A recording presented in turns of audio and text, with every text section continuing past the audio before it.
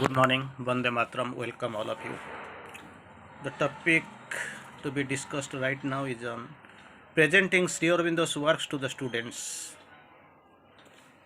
Presenting Sri Aurobindo's works to the students. Students does not mean really people who are in the college or university, who studies are students. So how can we present Sri Aurobindo's works to the students? That's what is the view Mother has quoted. That is the topic of discussion. It will be a brief discussion. The important thing is that Sri Aurobindo's writings should not be chewed and presented to the students as a semi-digested food. We have known Francis Bacon, the greatest essayist of the era. Some books are to be read, some to be chewed, some to be digested on study. Francis Bacon during 15th century almost. He quoted some books to be read, some to be digested, and some to be read, some to be chewed, some to be digested. Here Mother quotes, the important thing is that Sri Aurobindo's writings should not be chewed and presented to the students as a semi-digested food, because nobody can digest it fully. As semi-digested food, it may be presented to the students. The teacher may give all the elements of appreciation. The teachers may give all elements of appreciation, but the students should have the direct contact. Normally, what we do, we keep teaching and they keep learning. But finally, what happens? We have whatever we are teaching. This is something like semi-digested foods, yet to be digested fully. And they are learning without knowing what really they are learning. So students should have the direct contact with the divine. That is what work done in true contact is divine. Is yoga, is meditation. I mean, sorry, work done in true contact is meditation. In meditative methods, they are reading, chewing, writing them word for word. Purpose is to deliver some speech, take some classes. But here it is not it is the great issue that direct contact, the joy of illumination, there should be there in the part of the students. Direct contact, the joy of illumination. The teacher should be careful not to interpose himself as a screen between the mind of the students and the great consciousness of Sri Aurobindo. That is what Sri Aurobindo categorically said about the teacher. There are two layers. On two sides, two are standing. One is mind of the student. Second is great consciousness of Sri Aurobindo. And the teacher's role is not to interpose himself in between. He should not stand. Because on teaching, on education, Mother has clarified clearly. Nothing can be taught, all is within. Nothing can be taught, all is within. Teacher ought to be a yogi, friend, philosopher, guide, not the teacher. Like a geography teacher, mathematics teacher, history teacher, ODI teacher, English teacher.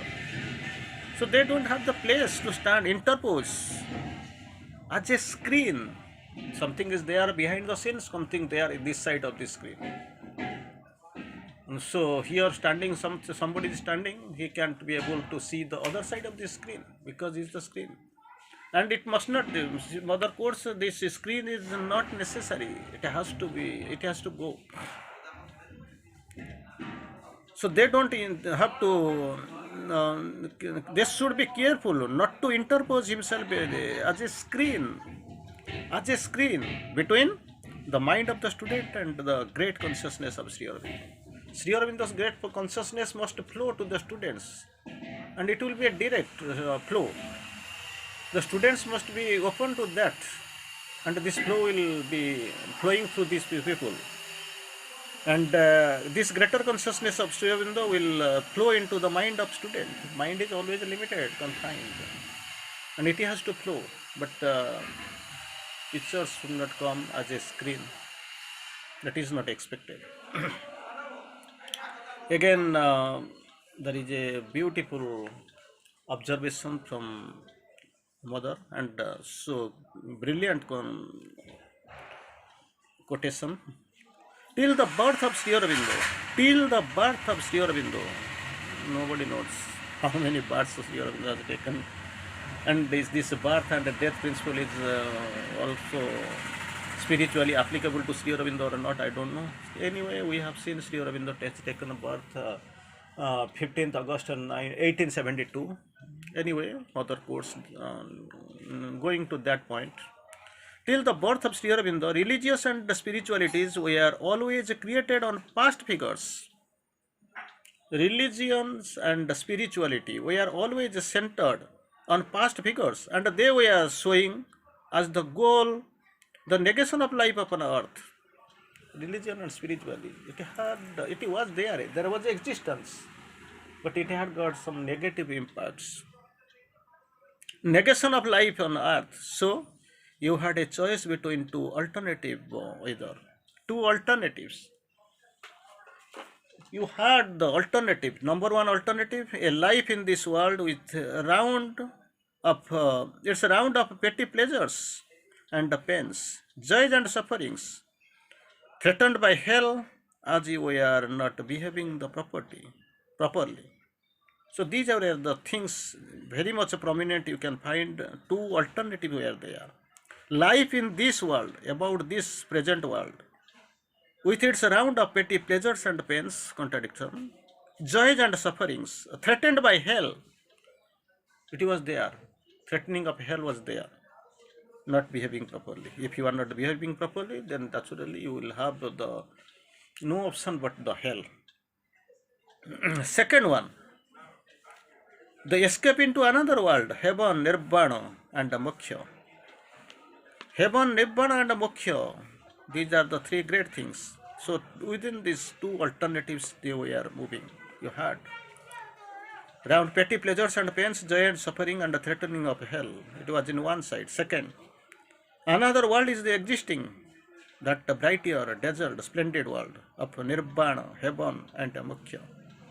Between these two, there is nothing much to choose. They were equally bad. No, you can't say that one is good, another is bad. But other quotes, these were equally bad. How? First one, you have to choose between petty pleasures and pains, joy and suffering, and threatening of hell. On the alternative second case, another world of heaven, nirvana and moksha. Naturally, you can feel the better is second one, heaven, nirvana and moksha. But Sri Aurobindo quotes has to Sri Aurobindo has told the mother court chose the choice equally bad. Sri Aurobindo has told that this was the fundamental mistake which accounts to the weakness and the degradation of India. Weakness and the degradation of India because they have chosen mistakenly, which accounts for weakness and the degradation. Buddhism, Jainism, and illusion we are sufficient to sap all energy out of country. Buddhism, Jainism, and illusionism, Mayavad, we are sufficient to take sap all energy out of the country. That's why country suffered like anything. And later, Sri Aurobindo has shown if these are Jainism, Buddhism, and illusionism are there, then what about Sri Aurobindo? Sri Aurobindo has shown that the truth does not lie in the running away from the earthly life, does not depend upon running away from earthly life or remaining in it. Running away or remaining does not enter. It has to, you have to transform, divinize.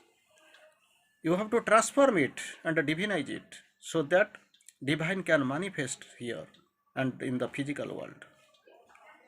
That is what.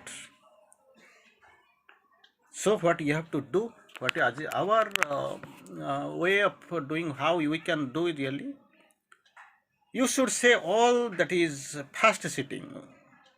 You should be square and frank like that. And then what we have to do? When this is told strongly, squarely, There is no doubt about it, and then only you can go on and amuse them with the history. So what you have to do? These three things. There is two options Mother Sri Aurobindo quoted. One is life of the earth is with petty pleasures, pains, joys, sufferings, and the threatening of hell. Second one, the escape into another world, heaven, nirvana, and moksha. Mother quoted these are equally bad because this creates weakness and degradation in the mind of India, as Buddhism, Jainism, and Hinduism has sufficient to sap all energy of the country. So what we have to do, what really we are doing, does not lie on, truth does not lie on running away from the earth, life or remaining in it. So what we have to do, we have to transform it and divinize it, so that divine can manifest here in this physical world. That is the required world. That is what required. But the thing is that we are not going through properly. That is the problem. And here, one question was put to the mother regarding synthesis yoga class. Somebody was asking the question, comment on Sri Aurobindo's writings. So mother tries to clarify. Many lazy-minded people are very happy to be given explanation about Sri Aurobindo's books. Many lazy-minded people are happy to be given explanation about Sri Aurobindo's books because they have the feeling that they understand better. That is what. They understand better, to whom mother quotes lazy-minded people. Not one or two, but many. This is why I have not interfered. But mother quotes, indeed, it is better for people to hear readings and take interest in them. What you have lazy-minded people, you should not stay in the surface.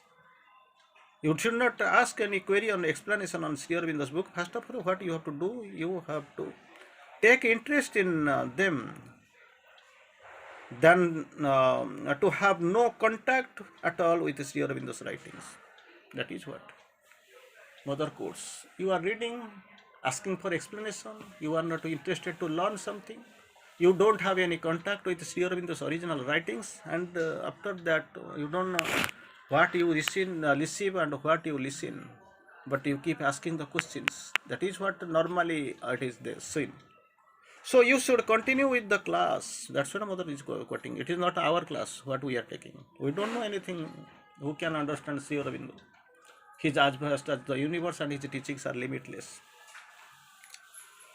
You should continue with the class, but in making comments, you must understand that they can't avoid being inadequate, and the original text far surpasses anything you can say about it.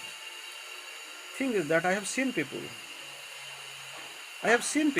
they don't have any interest, simply they come and ask some questions. They don't know what is ABCD, and they don't know what is PQRST, but they know some word is there, alphabet is there, that is M and N. That what is M, what is N? Have you known ABCD? No. Are you interested to go for PQRS? No, we are not interested. But what is your interest? You tell me. Simply asking questions. Simply asking questions, asking for asking sake. There is no other go. That is what is happening really. So what mother quotes, mother explains. You should continue with class. You have to sit consciously, with the intention of learning, not asking questions. Because initially you don't know alphabets. You are asking about how this essay is worthy or unworthy. Because you have, first of all, there is a step-by-step procedure. If you feel I have surpassed everything, I have come to a very top illuminating point, then it is a loss for you. Definitely it is a loss. Lazy-minded people, that's what mother quotes. You should continue with the class, but in making comments, you must understand that they can't avoid being inadequate, not sufficient, inadequate, and the original text far surpasses anything that you may say about it. Attend class, go neatly, try to understand, try to be very much clear. Then you come and ask question without knowing. Simply you are asking the question for question asking sake. Does not help. Is not at all helpful.